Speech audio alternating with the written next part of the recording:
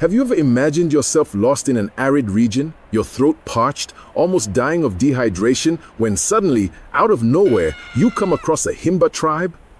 You can hardly believe your luck. They welcome you with wide smiles and a celebration that feels like a true oasis of joy in the middle of that desert landscape. And then, just when you think their hospitality couldn't be any more surprising, the host arrives and, without ceremony, offers you his wife. That's right, you heard it correctly.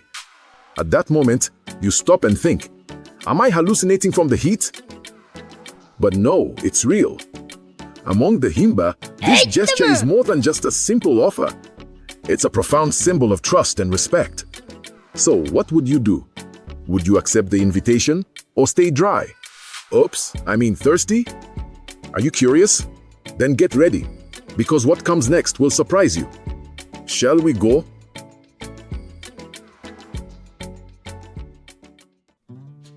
The Himba people are mainly located in northern Namibia, in a region known as Kunene, which is also called Kaoko Land.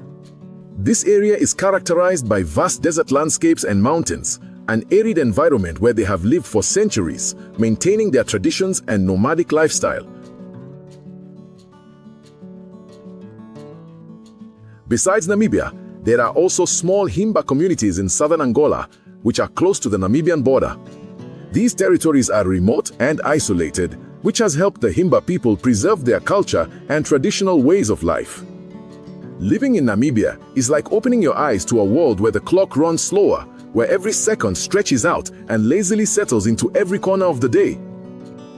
With the first ray of sunlight, the village begins to wake up, almost as if it was stretching, shaking off the dust of sleep.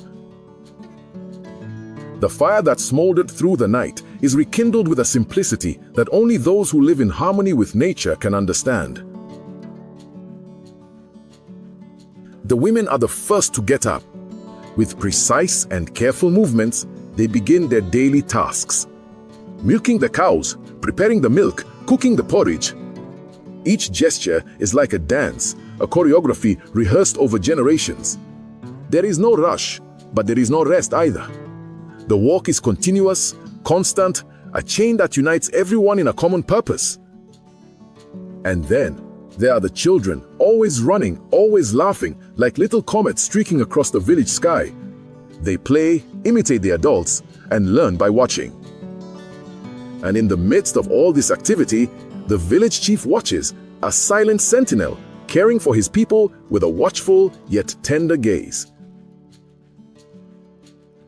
The men, on the other hand, have a different routine. They leave early to herd the flocks, guiding the goats and cows across the dry fields. The sound of the animals' bells echoes through the village, a melody that accompanies the rhythm of life there. And so, as the sun rises in the sky, the village moves, slowly and rhythmically, like a heart beating strong and steady. Himba women have a ritual that goes beyond vanity. It's as if it were an embrace from the earth itself. Every day, they prepare a mixture called ochize, a reddish paste made from ochre and animal fat, which is almost like a second skin. But look, this paste isn't just for looking pretty, no. It's a true protective layer against the relentless sun that never lets up in the desert, and also against the annoying insects that live there.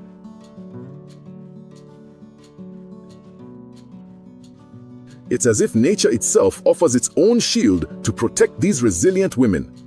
By covering their bodies with this red paste, it's as if they carry the desert with them, making it clear that they belong to that arid yet vibrant land. And that's not all. Ochize is also a way of expressing who they are, as if they're telling the world, I am Himba, I am from here.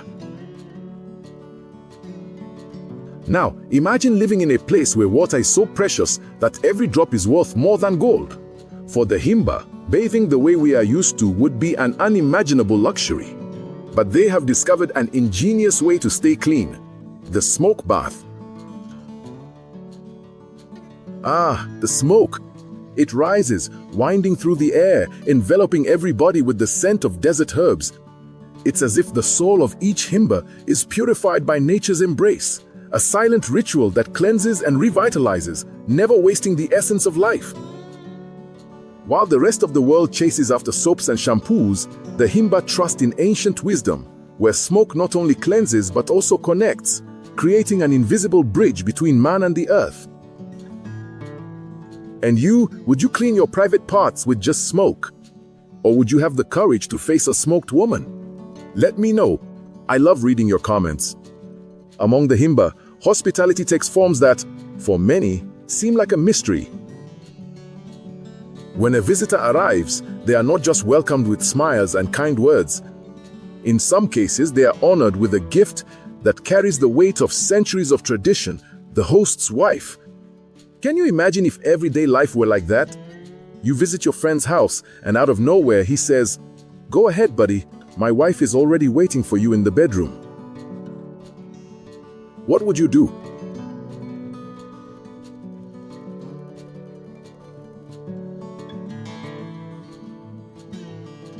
To an outsider, this might seem strange, even unsettling, but for the Himba, it is a gesture of trust and respect.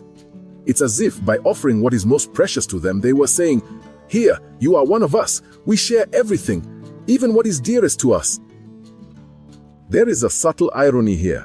In an act that could be seen as cold or impersonal, there is a profound intimacy, a way of showing that, in the end, we are all part of the same great human family.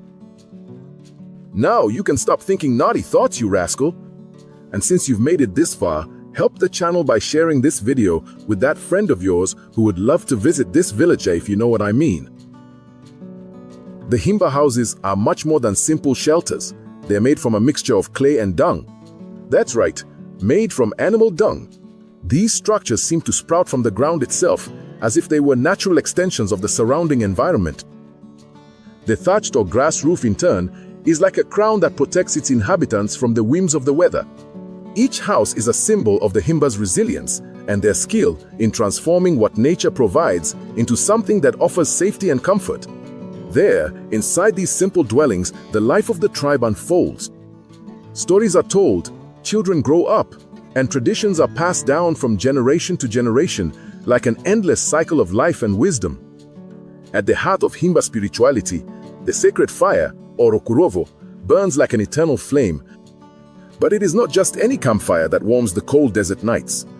Oh no, this fire is like a direct line to the ancestors, a living connection with those who have already passed on.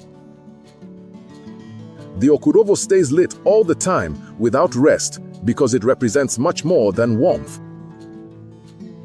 It symbolizes the constant presence of the ancient spirits, those who shaped the path the tribe still follows today. Each Himba family has its own sacred fire, and it is around it that the most important things happen. When a child is born, it is near the Okurovo that they receive their name, as if they are being officially introduced to the ancestors. And when someone dies, it is at this same fire that the living say their goodbyes, sending messages of protection and asking for guidance from beyond. This fire never goes out, because for the Himba, it is like an ever-open bridge, connecting the present to the past, the living to the dead. But it's not just the fire that carries all this importance. The Himba have other rituals that are crucial for maintaining harmony with the spiritual world. They sacrifice animals, for example, to please the spirits and ensure a good harvest or that the tribe's health remains strong. They believe that the ancestors have a direct line to Mukuru, the supreme deity. Mukuru is like that powerful, distant being who isn't so easy to reach. So it's through the spirits of their ancestors that the Himba connect with him, asking for help, giving thanks for blessings, and making sure the bond with the sacred is never broken. The clothing? The women wear skirts made from animal skins decorated with beads and shells and adorn their bodies with necklaces, bracelets, and anklets. Each piece carries a special meaning, such as age or marital status. The women's hair is braided and covered with ochis, a paste made from ochre and animal fat. Hairstyles, by the way, vary according to the stage of life. Young girls have simpler styles, while adult women wear more elaborate braids, signaling their social status and motherhood. Himba men, on the other hand, maintain a more discreet appearance. Boys usually have their heads shaved or wear simple hairstyles, while adult men have specific braids that indicate whether they are ready to marry or are already married. Education among the Himba is like a river that flows naturally, without barriers, shaping itself to the rhythm of life.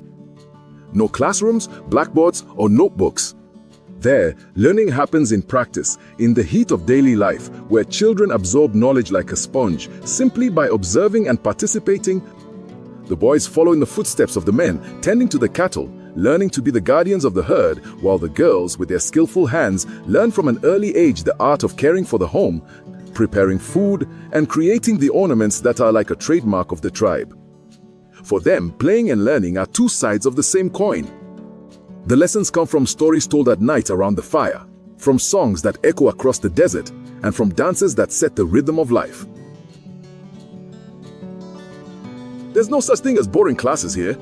Learning is light, it's organic, it's like breathing. It's true that with the advance of modernity, some Himba children have started attending formal schools, but this is still rare and not always easy. School, with its rules and rigid schedules, often doesn't fit with the nomadic lifestyle and the strong connection to tradition that the Himba have. That's why most families prefer to keep their children close, teaching them what truly matters, the knowledge that ensures survival and the continuity of everything that is sacred to the Himba people. For the Himba, life is lived collectively, where the I dissolves into the we. The community is the thread that intertwines each person, weaving a support network that sustains the tribe in all circumstances. If a Himba needs something, they know they can count on others. If a visitor arrives, they are welcomed as if they have always been part of the group. Solidarity is the glue that holds everything together, an invisible but powerful force that guides every decision and action. When there is a good harvest, everyone celebrates.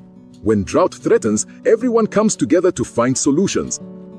The community is like a great organism, where each member is a vital cell, contributing to the well-being of the whole. That is why the Himba are able to survive in such a harsh environment.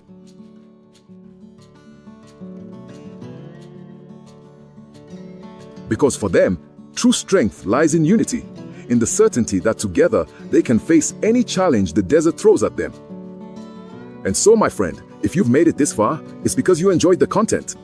So comment Himba so I know who the loyal subscribers are. If you want to learn more about these tribes and other social aspects of various countries, check out the video that's appearing on the screen.